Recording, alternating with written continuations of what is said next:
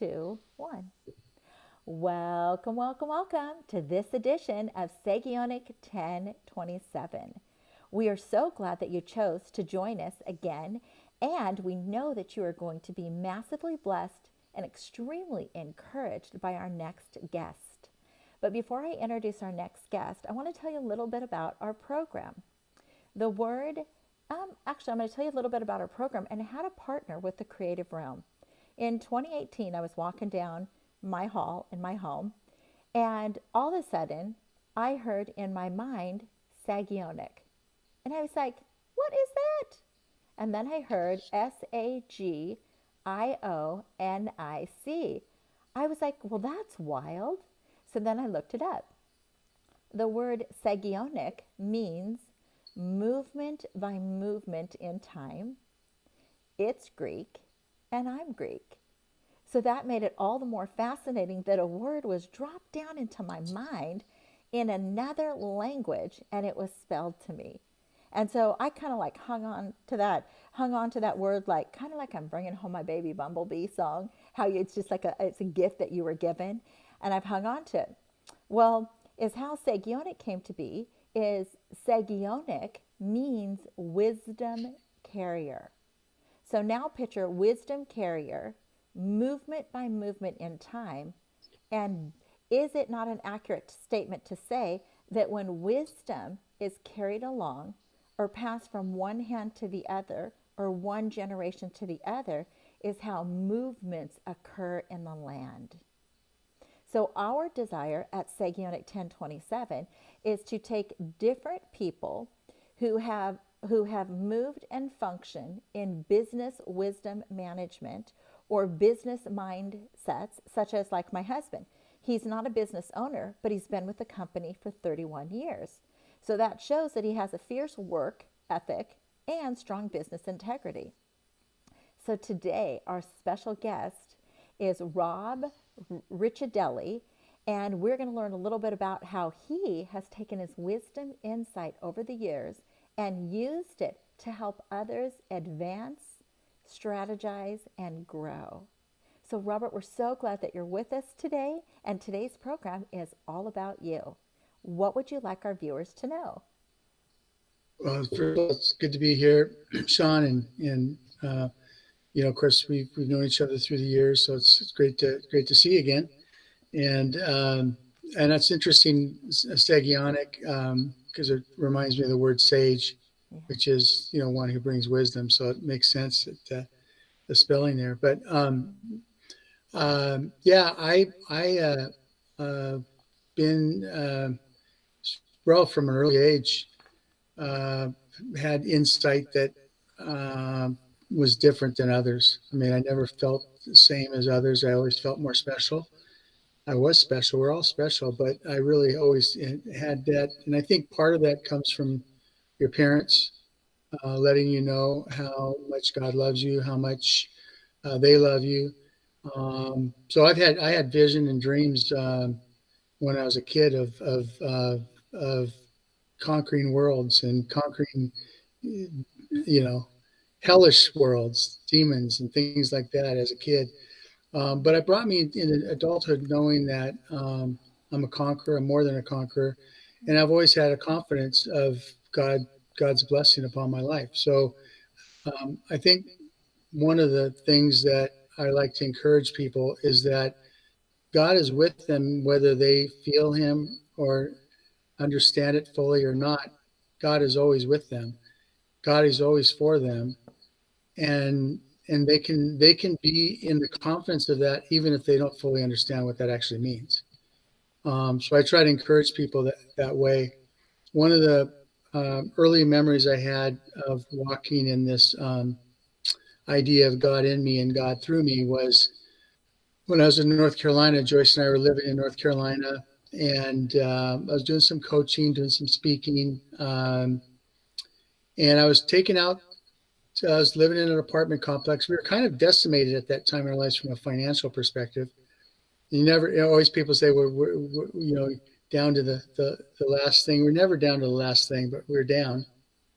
And I was taking trash to the garbage I was walking back, and I heard God speak to me. And of course, for me, it's more sensing versus an audible voice. And I heard God say, um, "Go towards that man." And there was this black man, the other side of the parking lot. So I just walked towards him. And as I walked towards him, he started becoming fearful, almost jittery, and Hmm. like uncomfortable. And so but then I walked up and kind of just introduced myself, and he kind of calmed down. I said, "Are you okay?" And he says, "When you were walking towards me, I felt like God was walking towards me." And I said, "Well, in a sense, God was." And I explained. And it turned out um, that he had lost his way, that he'd grown up in the church, and he had got into drugs, still was on drugs. But I was able to encourage him. But it was kind of an interesting dynamic that I try to explain to people that whether they believe it or not, or whether they understand it or not, God is in them and with them and around them always, and there's no question about it. It's been proven time and time again. So we're born and created in the image of God. We talked about image prior to the show. We're born in that image. It's given to us, that image, and it has nothing to do with what we believe. Nothing. It's already in us. So the good seed is in us, and now it's a matter of understanding that seed, pouring some water on that seed, nourishing that seed within us, and watering seed of others, which is encouraging them, and then watching the harvest come into somebody's life because you help the seed along. We're already seedful, and it takes someone to be seedful before they become fruitful. But the bottom line is everyone's seedful. They just don't know it yet. So that's a little bit about me, and I'm married to Joyce. We've been married 20, almost 25 years, and we have two sons, two adult sons, and two grandkids. And yeah, we've been traveled to 17 countries, and now living in the back to the Seattle area, which was where we got our start. And yeah, I'm doing So, business. I'm one of the things I do as a in the marketplace is I help small businesses, and besides coaching, I help them with their essential business services, from accounting to HR to benefits, whatever they need. So that's a little bit about myself at this point. so let's go. Let's pause on the seed for a second. Okay. Yeah, I think it's interesting that this occurred in North Carolina. A couple years ago, I went to Carolina, and I actually went to Prayer Mountain. yeah. But before I left to go, I heard the Father speak to me, Shawn, I will bring them to you. And I didn't know what that meant, but I knew what it meant. Okay. So even when I was at the airport, this woman came and sat two seats over from me. And I said, "Oh, is this your flight?" She goes, "No, it was too crowded down the way, so I decided to come and sit here." And I just had to chuckle because the Lord said He would bring him to me. Well, when I Yeah. went into the Carolinas, I wound up going to Morning Star Ministries. But before then, I went up to Prayer Mountain, where Anna Roundtree is. And as I sat in the room with all of these different people from around the world in this small prayer meeting, my pockets were being filled with seeds, filled, Wow. like overfilled with seeds. And then when I went to Morningstar, as I was walking down the hall at Morningstar, they were leaking out of my pockets through my pant legs and just dropping everywhere I walked. Seeds, Wow.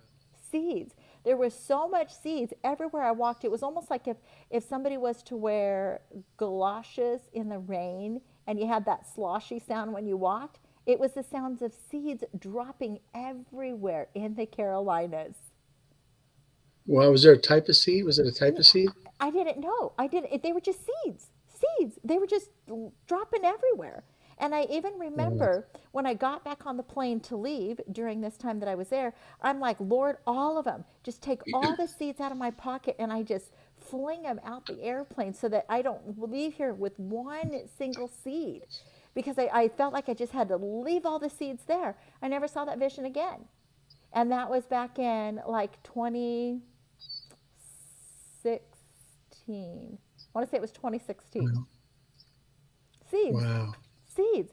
And I really value what you're sharing, Rob, on if we think of the Creator, it says if we're created in the image of the Creator, we're created to be creative. Therefore, we have a creative desire to want to create. Okay? Yeah, So it's built into our hard wiring it's just in us. to create. It's in us. It's in us. And Yeah. so within the last year of my life, I was talking to someone, and somehow there seems to be this superficial, delusional thinking that unless someone comes to know Jesus Christ as Savior, they have no giftings, they have no talents, and they have no abilities. And that's the furthest thing from the truth. Can you expound on your experience pertaining to that over the years in coaching? Yeah, I've seen it throughout my life in many different regards. So, what you believe and what you come to know as faith can be very powerful. Obviously, you and I have experienced, many have experienced that. But outside of that, there's people that are in that have been given a gift, and whether it's a gift of seeing, a gift of sensing, discernment, even the prophetic. I've seen in people that aren't what we would call Christian believers.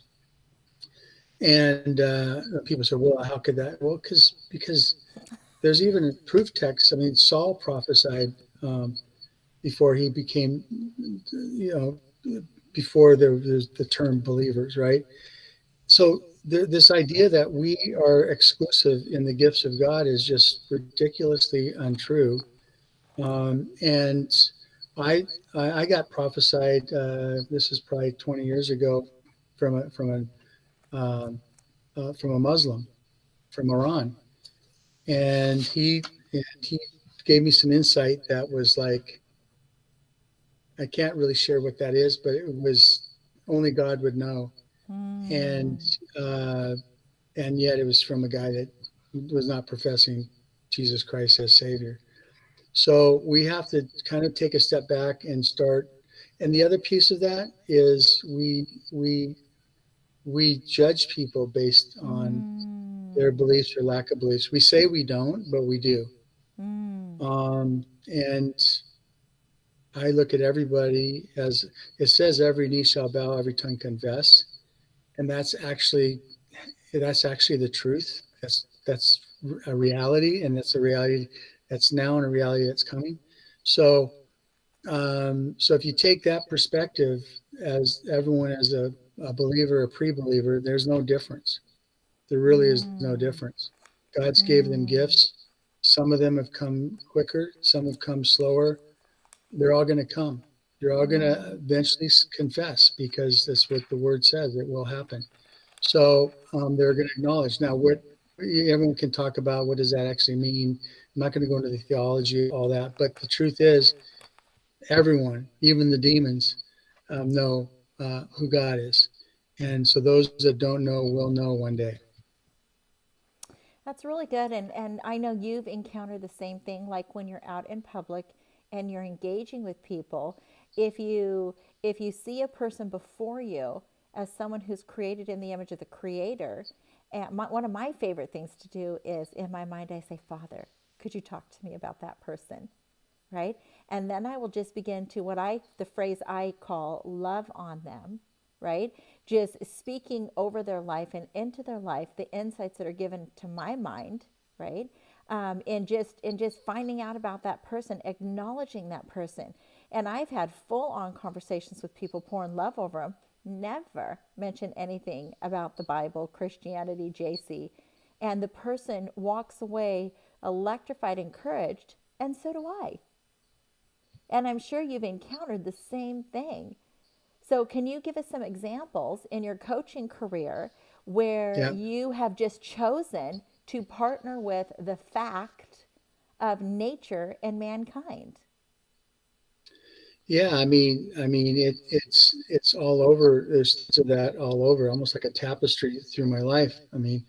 Um, I remember, and normally wherever I go to love on people, which is everybody and everywhere, um, is they share things with me that they never shared with other people, and I think that's what you call a trusted advisor.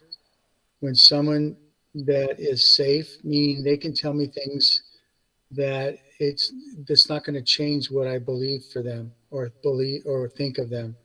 So they will share things. And I remember one time I was at a business meeting with a client, and she just started sharing about her mom dying and her fears and all these things. And this is a major client of mine. This was probably 15 years ago, maybe 20, actually closer to 20 years ago. And I walked out of that building thinking, what just happened? I got to encourage her. She's a client, so the sales part of it was insignificant compared to the soul exchange that happened between us. So people can look at financial exchange. There's no greater exchange than a soul exchange. And walked out there and going, God, if I could if I could have this in my every day, that I could just do this for my living, which is what I've been doing in a lot of different ways. But that day was very special and very like this can happen in a moment, God, in a God moment, in a God opportunity. Be ready because this can happen. It was really profound. You So, and know, I called and it if several people that day. yeah, it's what's so beautiful about that. It was almost like um, those who are strong ought to bear the infirmities of the weak, right? And Yeah, and even by what you shared, I like how there's different giftings that are listed, and where the different giftings in the Bible that are listed, it doesn't say anything about if you go to church 7 days a week, then this gift is yours, right? If you make sure you do this, then this gift is yours. Instead, it lists the giftings and it says God is the one who gives the gifts just as he saw fit. He saw fit, right? And I like how you because ultimately it's intimacy. For God is so loved. It's intimacy. And as he is intimate or into me, into you, like intimacy with us, then that is what he desires for us to do is to reconcile others to that same love. Not yeah, partiality, but just for them to know they're loved. People to for all mankind to know they're loved. yeah. I was on a plane. I spoke at a Father's Day uh, church service in Jacksonville, Florida, and I was flying back to North Carolina, and I was getting on a plane and walking towards my seat. I remember the seat number because it was where the row number was 19. And as I was approaching, these two women looked at me. They looked at me, and some probably 3, 4 rows from there. She goes, "You're sitting here, aren't you?" And I looked and I said, "Yeah, how'd you know that?" She goes, "We knew somebody with a lot of light was going to sit by us." And so as I started talking to them, one of them had grown up in the church, but since had left the church and got into more New Age movement. The other one, I think, has some church background, but was maybe more from a messianic background. But she was following the red road now. But they both believed in um, um, reincarnation. And one of them said, "Yeah, I've gone back 8 lives." I said, "Well, that's interesting." I said, then which one of those lives is really you, and which one of those lives is really, which parents do you attach yourself to, because Yeah, there's yeah, multiple lives. yeah. And I said, yeah, it's interesting. Have you ever thought that you guys have the ability to see into other realms and maybe the past? And so you think it may be your life, but you're just picking up other frequencies. And they said, well, I never thought of that. I said, well, it's just possible. I said, I just feel like God created you uniquely and there's no one else like you. And, and, and, and when you depart this earth, you'll have another life in another dimension, but you might be picking up some other dimensions, which is kind of cool. And so I didn't throw any judgment at them or anything. I was just curious, right? I think the biggest thing is we've lost our ability to be like children when God encourages us to always be like children, which is curiosity. So be curious, and people love that you're curious about their life. So I was asking all kinds of questions, and then they started really lighting up, and they go, "Well, we've never met a Christian that that that treated us this way," which is really sad. But I experienced that Oh. myself, just in my seeing how Christians can be, religious can be, and so I said, "Yeah, no, this is the way I am. I mean, I'm curious, I'm interested. Tell me more." So then they started talking about.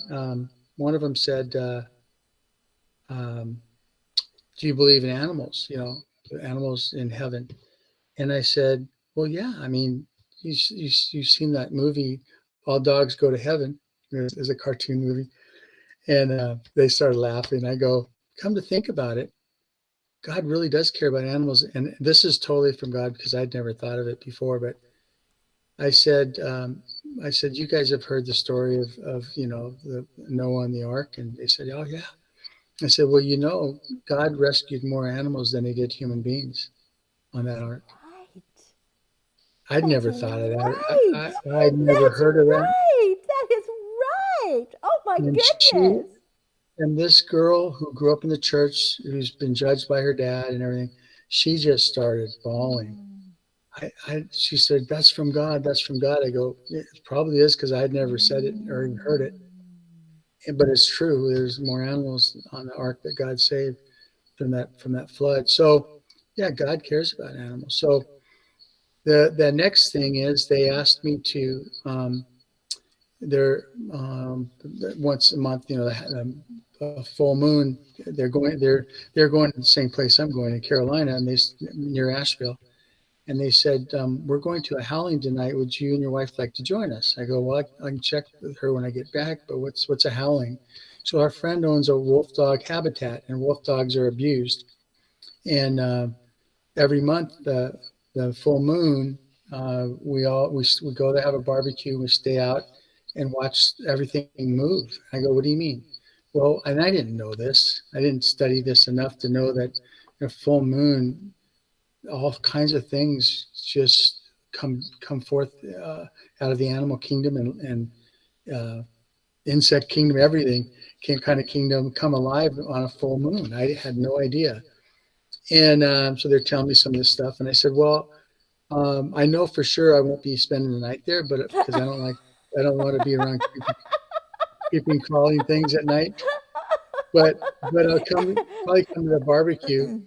And when I got home, Joyce had gotten some kind of weird allergy, so her eyes were almost swollen shut. And she says, "You just go ahead and go." And so I ended up going, um, and there was about a group of about 30 people there. I got to meet the one that owned the property, and again, being curious, I asked her. This is going back to the creation, about creation and the spiritual and creative part of our world. And so I asked the landowner. I walked around first with her to meet her um, after everyone else got kind of settled down. And I said, "So tell me your story." So she says, "Well, when I was in fifth grade, I was in New York and I always could see things." So she was a seer. And she said, again, pre-believing seer. And she was Catholic at the time. And she said that I saw the nun had this sickness in her stomach. So I told the nun, "You have a sickness in her stomach." And the nun would say, "No, I don't have a sickness." Well, a week later, she came down with gallbladder, struck down with a gallbladder disease, um, um, infection or whatever it is. And so the priest came to the house to exorcise demons out of this little girl. So she probably grew up in the early '60s, and Thankfully, she had a dad that said, "That's not happening. Oh, We're going to finish the school year, and then we're going to get out of this school." But her whole life, she's always saw things, and so mm, she went to where people accepted what she saw. So she went to the New Age, she mm, went to the Red Road, and mm. she was accepted in those communities, and she still had that gift. So when I asked her about snakes, because we were walking around kind of the property, and she had most of the dogs were kind of secluded until they can be healed. They to protect them and others. They're kind of in these little commune areas. But we're walking along the perimeter of the property, and I said, there's snakes. If they were about snakes, 'cause, she Oh goes, yeah, no, I. snakes She and bears goes, in Asheville. she says, I told them the snakes to move over to this side of the hills because I had friends coming over tonight. I go, and they listened to you. She literally didn't even. It was not even a. It was not even like a. She was completely serious that she told the snakes that friends were coming and they were to move to this side of her property, and they listened to her. Absolutely. And you know what? There's a scripture about that in Genesis that we will command the animals, the beasts of the earth. We forget that God gave that to us before there was this the Christ or the Jesus or the New Testament. This was God given to humanity. She was operating in God given humanity, in the creative image of God, more than most Christians I've ever met. And she operated in power. That had nothing to do with Christianity. Religiosity, not religiosity. It had to do with being It created was in the it image of was the Creator. she was created in the image of creator. She was creative. She was operating in that power, and it was phenomenal. Then she took me to this top of this other hill, and there was this vortex. There was this um, tree that was probably in the ground 100 feet and then out of the ground another 150 feet in 5 directions. So you could stand in the middle of this vortex with 5 huge trees, mostly limbless, coming up into this little vortex thing. And I go, I used to joke around about tree huggers, you guys are tree huggers, and I so but I said, she goes, you know what? I'm just going to leave you here for a few minutes. So I sat there in the middle of this tree, looking up at God, to creation, and I just started weeping about how much we've judged these people, God's own, and there was so much we could learn from them. And so it was one of those moments. I tell this story a lot because it was another one of those moments where God said, religious folks got it wrong, and and that's why it's been an incredible journey to really, I get judged a lot. I'm a hypocrite, not a hypocrite. I'm a heretic in a lot of ways because I don't follow the religious ways, depending on whatever someone's opinion of religious way might be. But that's okay. So, Jesus was a heretic in his day too. you know what's really interesting? Let's stop here for a second on the animals. Um, Within the last, I don't know, maybe it was 6 weeks ago, it was one of those moments where we're like, oh, we're so tired, and that's called turn on Discovery Channel. As we're watching the Discovery Channel, it was like a veil was ripped off my eyes, and I saw the beauty of all of those who explore throughout the world to to share with others the beauty of all that's been created. And in times past, through massive error, did I judge because the people who are narrating these programs would refer to it as Mother Nature. And I was in the Old Testament, it talks about being covered with sackcloth and ashes, right? I was smote before the Lord and covered in sackcloth and ashes and repented for bringing judgment when I got to sit in the solitude of my own home and go all around the world with someone else who is walking out their talents, gifts, and abilities in recording and discovering all these beautiful things that are in nature. And I was wrecked. I was wrecked like for life. And it was so beautiful and so welcomed. And I know that through religiosity, Christianity, churchology, whatever you want to call it, right? We have done so much damage. Yeah, God is not in a box, and God is, He loves way bigger than we can imagine. And when you say unconditional love, you have to realize it literally means zero conditions. Think about that. Mm, mm, Zero. mm, So then people go, well, then I go, well, so, then heaven, hell comes up and all this stuff, judgment, all this stuff. And I said, I'm just telling you, whatever you want to do with your beliefs, that's fine. But just remember, unconditional love means there's zero conditions. mm, There's no conditions to his love. mm. Whatever you want to appropriate the love to do now and forevermore, that's on your own beliefs. But just remember, unconditional love is zero conditions.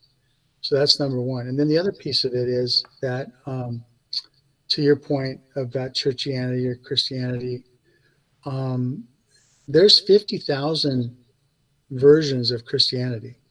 I don't know if you knew that. I did not. I did Yeah, not. there's 50,000 versions of Christianity all reading the same Bible. So think about that. Baptist has a couple thousand of them on their own, right? First Baptist, there's all kinds of variations of Baptist churches. So they all read the same Bible. They interpret it different ways, and one, believes in this ceremony and not the other. They focus on this part but not the other. So they have this, and the truth is, when someone asks you, "Are you a Christian?" It's a loaded question because they're going to now wonder, "Are you one of those 50,000 that killed my family? Are you one of the 50,000 versions that Mm, hated my my color? Are you one of those mm, 50,000 that whatever they could paint?" So when people ask me if I'm a Christian, in most, depending on where I think it's coming from, I normally will say no, mm, because I'm not going to label myself something that maybe may not even be true. Because remember, Christianity and the word Christian was not a positive term. They said all those Christians. It was a negative. They didn't call themselves Christians. Who didn't like them called them Christians. So I don't want to be mhm, labeled a Christian. I want to be labeled a Christ follower. So when people say, "Are you a Christian?" I say no, most of the time. And I say, and they say, "Well, I don't. What do you mean?" And I go, "I'm a Christ follower." I go, "Some days better than others," because that's the truth. I mhm. follow Christ. Some days I'm doing a better job. Other days I'm not. But that's where grace comes in. But I don't want to be tied to a religion. I just don't want to. There's too many explanations. Well, Mm, if you're a Christian, then you believe in this. If you're a Christian, you voted for mhm. Trump. You love Trump. I said, first of all, this has nothing to do with politics, and I'm not a Yeah, Christian. So I yeah. completely get myself out of that conversation. But that's what happens. We label ourselves, we label them, they label us and them again, when God just sees all of us as one, as his children. It says in the Bible that I will go to the depths of hell for my Mm, beloved mm, in Psalms. mm. Well, who's his beloved? Everybody, not just Everybody, Christians. everybody, every single last human being that was created, every human being. Yeah. And are we going to the depths of hell for the beloved of God? Not too often, as a whole, you know what I mean? So I just we live our lives that way. It works for us. People live their lives according to how they're living, and if it works for them, great. But at some point, you got to question: is this working for me? Mm, A while back, when I was involved in established church, it wasn't working for me. I mm, was I was called to something different. So it's also calling, right? Some people are called to do certain things, and I remember even the messianic friends of mine. They wanted everyone to be messianic. Well, they didn't think about the fact that maybe they're called to that particular thing because they're serving a particular group of people, like the Jews. Mm-hmm. Um, and so we sometimes we take what God's called us to, and then we infer it on everyone else that Mm, we all have to mm, join this club or join this go. mm, You know, we're doing it this way. Why aren't you doing it this way? We sing Kumbaya. Why don't you sing Kumbaya? We mm, cut our hair. So Native Americans, why aren't you cutting your hair? mm, So this is the kind of stuff religion has done time and time again to destroy hearts, mm. destroy families, and God was really not a part of any of it ever.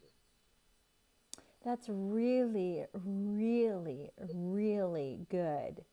That is really good. You know, it reminds me of, say, for instance, we have 6 grown children, okay, and we have 9 grandchildren, and so we just went Congrats. through. Yeah, yeah, we just went through. We had we have a local group of believers that we connect with, but when the opportunity presents itself to hang out with one of our grown children, we choose that because that is sowing love into lives. That's Yep. house to house. That's love. and and encountered, no discredit, because I love the local group of believers we're connected with, but Right. I felt judgment come my direction when I haven't showed up for 4 weeks. I felt it. It'd be different if I was on a mission trip. Then there would be an explanation. Yeah. But Exactly. there needs to not be. Why should I have to explain? I am out and about doing my Father's business, which is pouring love into my children, which is so And much your more children's children. valuable. Yes, and my Yeah. children's children and the seed that's in them, and it's to 10,000 generations. Um, and I just, How so many of your how, children come to your fellowship with you? none of them live local. Oh, They but if don't, they did, would they be going? well, one of my daughters, hold on. I got to be cautious because I have to keep, they're adults, they're adult children. Okay. So, yeah, let's just leave it right there. They're adult children. Yeah. Okay. So that's the same thing with just the reason I was brought that up was not Yeah. specific as much as to say that our children are now adults Yeah. and they find their own path. What we what we enjoyed maybe and still enjoy may not be what they enjoy. The kind of music we love to listen to may not be their kind of music. And we sometimes put judgment on that. Not necessarily us, but others might. And so I just am really sensitive to that. So I'm completely 100% in agreement with what you're doing when it comes to your family and your kids. Mm-hmm. Over there in South Carolina, when I encountered a dear friend, and we are like soul sisters. It was one of those supernatural engagements, and the fellowship that she's a part of, it's a Southern Baptist, and in order to minister to the younger generation, they added a whole new wing, and they have a whole new worship service to minister to the younger generation, while at the same time, the elder generation gets their traditional hymnals. And I'm like, that is genius. That is absolutely genius. And I think it's also profound what you're saying, that when we are functioning in a gift or a talent or ability, and we think everybody else needs to be, instantly my brain thinks of, there is one pancreas in the body, just one, Yeah. one pancreas, right? One appendix, right? One liver, one hypothalamus, right?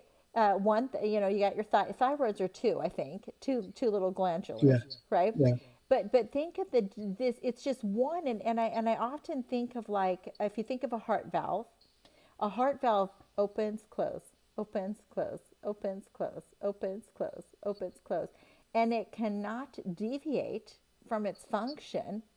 Otherwise, the fullness of a human body would cease to exist. So it's so imperative not only that we walk out our true called being, but that we give others the permission to do the same. Yeah, and we got to remember when I ask the question, like even titles on people, like was Paul an apostle? Was he a teacher? Was he a mentor? Was he a, you know, was he a pastor? I mean, all of them. He did all of them. So we tend to label people or peg them in as a certain thing. I remember I was part of a group, and apostles were the better title. So even the prophets, they didn't want to be just a prophet; they wanted to be a apostle slash prophet. So they get the title. And God's not into titles; it's all functions, and you can function as one human being in many different areas. Whether you're a mentor, a pastor, a dad, whatever you are doing. Same thing with the gifts. There's times where I've seen things. Um, but it's not something that happens all the time. But for that time period, I needed to see them. That's right. So we also the gifts, prophecy, and other different things. They'll come on whenever God wants to bring them on for a certain particular purpose. So don't label that you have a gift but not another gift. Just when you say that, and you'll be operating in something that you never thought you had because God allowed that to happen. So we have to really just keep an open mind because God can use things that we haven't even used before. That's right. That's right. Let's think of Balaam, Yeah, the donkey. Balaam and the donkey, right? A yeah, donkey talked. So I want to yeah. share a story with you. I forgot, speaking of animals, I forgot to put something on this morning, but it was a couple of years ago. I was going to meet a gal to pour love over her. And then afterwards, at the time she wasn't driving, I was transporting her to this small, quaint women's Bible study. We're sitting down in the women's Bible study, and I look up and I'm like, oh my gosh, where's my rings? And I'm not a woman who wears jewelry or makeup. But my two rings that I own, one belonged to my grandmother and one was my wedding ring. And I was like, oh my gosh, where's my ring? And then my stomach just dropped and panic struck me because I remembered when I got out of my car at Chipotle, I heard this cling, cling on the ground. And I mean, I'm trying to calmly remove myself from the room. Inside, I'm having a freak out panic moment. Like if you've ever seen that movie, Ever After with Drew Barrymore, and one of the stepsisters freaked out, and then she comes back and says, "It was a bee," right? It was Yeah, one of yeah, those. yeah, yeah, It was one of those scenes of freaking out, right? So yeah. I have my husband. He's such a trooper. He leaves the house, drives over there, says he doesn't see anything. So I get done with the Bible study. It's dark, dark. It's probably this time of the year, right? It's dark. And I get over there and I don't see it. Well, so then now I'm driving over through the parking lot because I'd already called Chipotle and nope, sorry, nobody turned anything in. And now I'm upset. And I'm like, Lord, I am not playing. If you had the ravens take food to the man of God, and if the quail were laid out before the people, right now I command that a bird would get my rings and bring them back to my house, and I am not playing. I had it. So just like the Right. sister who said snakes, you need to stay over there tonight because I've got some friends Yeah, coming to the property, right? yeah, So I was like, I'm not yeah. playing. So this happened on a Tuesday, Wednesday night. Thursday afternoon, I go out to get the mail, and when I come back, I see a ring. I see the ring. The sun is shining on it in just a certain way. And I was like, I see that, Lord. And I go to pick it up, and I'm like, that's cool, but I lost two rings, not one.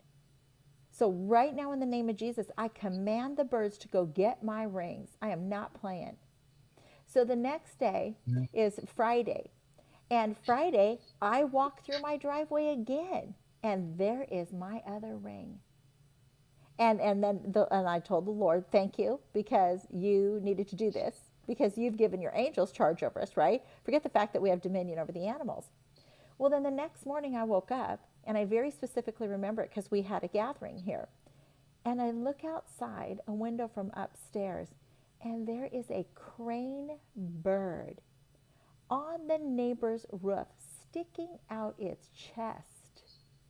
And I go to try to take a picture of this bird, and I couldn't get my camera to work, but that moment was for me.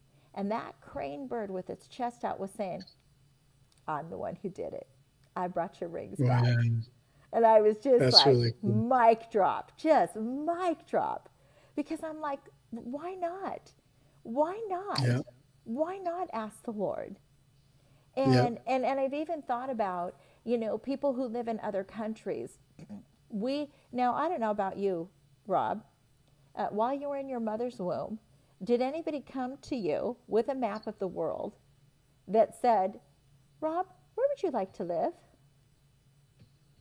No. Okay. So I like how, what was it? The Purpose-Driven Life, the guy who wrote that book. Okay. Mm-hmm. Can't think of what his name is. We'll come to his Yeah. name. Okay. Purpose-Driven Yeah. Life. Okay. In Yeah. there, he said that the Lord knew the precise DNA that would be needed to create you. He knew the parents, he knew the situation, everything, right? So it goes so far past mistakes, planned pregnancies, unplanned pregnancies, right? The very DNA. And so when I've encountered people, especially in other countries, or who are, because I'm sorry, Rob, if somebody would have asked me, Shawn, where would you like to grow up? I would like to grow up with a mom and dad that loves Jesus, that are fully of their right mind.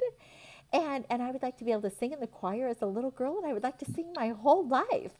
I would just like to sing all the time to Jesus my whole life. But nobody ever asked me, right? Nobody ever asked me. And so I've often wondered in thinking about when, once you've been outside of the country, you tend to attract friends or people who think we're gazillionaires in the United States and everybody wants you to give them money. So in praying over different people for provisional needs, I've seen people, as if you were to have a video reel in your mind, go up and take fruit or food off of a tree out of faith. Out of faith. Just out of Yeah. faith. But instead, so how much do you think it matters what a person speaks over their life? How does that play into what a person walks out in life, Rob? What have you noticed over the years as a coach? Well, I think as a man thinketh, right? Mm-hmm.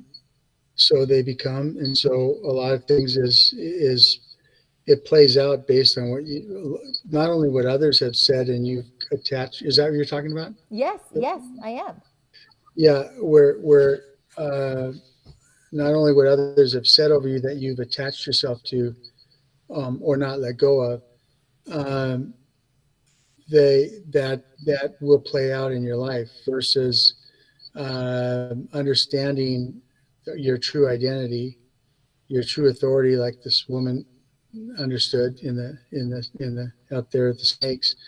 Um, then your life can take on a whole new level and meaning and purpose, because that's the truth, right? Is speaking over the truth of your life, not over the the dam of your life, I guess would be the the Ah, the the stuff that you were meant to let go of. We replay these in loops in our minds. It's a okay, replay of okay. our past pain. And until we release our past pain and let go, and a lot of time that takes forgiveness, not only of others but of ourselves. Uh, we're not living the full life that God has for us, and that's again speaking to the truth of who you are versus the past of who you think you were. So, Rob, it makes me think of within the last couple of weeks, I interviewed a guest. And this guest said, I look in the mirror. I look at my eyes. I especially look at my eyes. Every day I look at my eyes. And I say, and I tell myself, you are wonderfully created. You're wonderfully created. And just, he speaks these positive affirmations over himself. And if you knew, he's one of the speakers, Eddie Simpson. He's on our YouTube channel. I haven't broadcast him out yet, but Yeah. The videos get uploaded to our YouTube channel, but I'm introducing them one at a time so that a day Right. becomes all about a person. Okay. Right. But Eddie Simpson, what he shares is so profound. It is like, hello, of course, of course, of course. And there's so much truth in what he shared. And I even remember one of my sons, the name the Lord speaks over him is Noble Man of God. Because one day I asked the Lord, what do you call this one? And he said, Noble Man of God. Well, I was having a conversation with this son one time, and he said to me, because I was stuck through the lens or the teaching of religiosity, okay? And he said to me, well, Mom, if we think about it, where does all wisdom truly come from? Right? Think of it for a second. Where does wisdom come from? If we think of perfect wisdom that is from above, where does wisdom come from? Where does wisdom insight? So if we think of in the scientific world, if we think of in geography, right? That like my Discovery Channel, I get to watch bats in a cave that they had to swim down miles to go underneath, up, over, and now they're in this cave, right? And I get to see these bats in this cave and all these untouched things because someone was given wisdom insight in how to navigate to get there. That's beautiful. So when he spoke that to Yeah. me, where does all wisdom come from? It really, like, it was like a stopping point. It was like a stopping point in my life to open my eyes in a direction I had never seen. Yeah. And I bet over the years, because of the openness that's been placed within you, gosh, it's almost like you're a heart surgeon, Rob. Open heart surgery. It's like you're a Yeah. heart surgeon. You're a heart surgeon. You're a heart surgeon. And you go in to remove the dis-ease, which is a disease, which has hindered people from fully accepting how valued and loved they are. You're a heart surgeon. Wow. It's a good analogy. Wow. I'll take it. Yeah, and think of a heart surgeon can't be all over the chart because they have to be clear, concise, and proficient. They have to be like Eddie Soldier, right? You have to be calm, cool, and collected, not, bouncing off the walls. I'm not a heart surgeon. Yeah. I mean, you can't, exactly. I mean, it's not going to work. The heart surgeon has to look at every heart as unique and different and have to address each heart as it's not like in a manual because that's where wisdom comes in. Wisdom is for the moment. It's not. There's knowledge which can be in a book, but wisdom is for the moment and for the right opportunity. So um, the best surgeons, I think, can realize that there's book science, and then this is what we're going to have to do for this heart, and Ah, that's why we pray for surgery because we want the doctors to be guided by wisdom for that particular person we love, not necessarily by the book science. that's really Because in that good. moment, even if they're not believer, God will give them that moment for that person that's loved. That's very good. You know, Rob, I really sense that that viewers are going to be directed towards this broadcast that have been wounded by religiosity. Wounded. Um, Wounded is the understatement. Traumatized, rejected, cast out, annihilated, shunned, like the woman with the issue of blood shunned. And for viewers as such who want to get into contact with you, what I'll wind up physically putting down your contact that you share with me, I'm able to pass along. But how is a way that viewers could get a hold of you? What's the best way? Yeah, I think best way email always the best way. Okay. Just because I never know when I can answer a call if I'm on a Okay. call or Okay. so email probably be Yep. the best way, and I'm be happy to help wherever I can. Um, I'm very sensitive to people that have been hurt by institutions, various institutions, not just Christian, Uh-huh. and yeah, be happy to help Okay. So anywhere I what can. email address would that be? Probably I'll give them my business address Okay. because it's the easiest one. Okay. You can go Robert.Ricciardelli@gmail. That's always there. That's been there for 15 years. But the other one, it's easier, is Rob at earlygrowth.com. So I help early growth companies and I help early growth people. Mm, mm, mm. So good. So recap what you do in the business world in helping businesses. Yeah, so I work across the country with companies from one employee to hundreds of employees. And a lot of them are venture backed or private equity, but a lot of them are you know, um, brick and mortar or just trying to figure out how we can pay for their essential business services. So we're able to get accounting. If they need a CFO, we have CFOs that can work with them a few hours a month, controllers, HR business partners, benefits, business insurance, pretty much anything a business would need. Um, Outsourcing can be a very cost effective way for them to do it. And that's what I do. That's what I provide for them.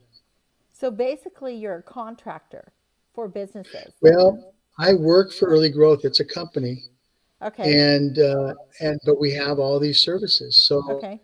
uh, I plug and play our services based on the need of the client. Okay. I used to do HR consulting. In this case, I do HR and finance and everything else that a business needs. They have one employee, I can help them. They have Right zero employees, on. I can help them. Yeah, Right on. Right on. yeah, That's good. That is yeah. It's just. pretty good. So what is something else that you really want? You know, you're going to lay your head on your bed tonight, and I don't want you to say, "Oh, I wish I would have said that." And there's nothing that's outside the box for me. I live outside the box. So Yeah, what is something that you would really want viewers to know? that you're loved regardless of your beliefs. Beliefs can serve you or they can hinder you. So check your belief systems because they can hinder you or they can serve you. So make sure they're serving you. Um, Forgive the ones that don't see you the way they should. As long as you see yourself as God sees you, that's you're on a good course. And then find those people that are safe and avoid the people that are unsafe. It's not easy because some of the unsafe people are family members or some longtime friends, but they're unsafe because you can't be yourself around them. So you find people that you can be you and that they're going to love you no matter what. I'm abundantly wealthy in regards to people that love me in all my crazy and wild and stupidity and failure and success. And those are the kind of people I like to hang around. So I would say just look for those people. You'll find them. That's right. Be encouraged. That's very good wisdom insight. It's almost like, you know, protect who it is that you've been created to be. You know, and if we think of, even if we go back to creation again, The waters teamed together first before the provisional fish were brought, right? Yeah. Even the Yeah. ark was built first before the animals were called, aka brought. Noah didn't have to go out and get the animals. Right. And back in the day, the vision that Noah was given, that was like crack. Like, that guy has checked out, because that was 2 football fields. Come on. 5,000 years Yeah. ago, the size of 2 football fields. Come Yeah. on. Right. Yeah. It's crazy. So I really thank you for your time today, Rob. I thank you that you've given It's us fun. this time. I thank you for the heart that you carry. Thank you. And I'm really looking forward to people reaching out to you that are on, Yeah. these interviews are all about the business mindset, that are on this journey. And I like that you put in there that it's nationwide. And so it's not just confined to Seattle, the greater Seattle neighborhood where you're located, or down here in Oregon where I'm located, but literally Yeah. nationwide. So I really thank you for your time, and I look forward to, having let's check back in with Rob. Yeah. Ricciardelli again, right? Time Yeah. with you, and Yeah. yeah, our viewers will come to love Yeah. you. And so, but in the meantime, I want to thank everybody for joining this episode of Sagionic 1027. May the Lord Yeah. bless you. May the Lord keep you. May the Lord make his face to shine upon thee. Blessings. Bye. I mean, all right.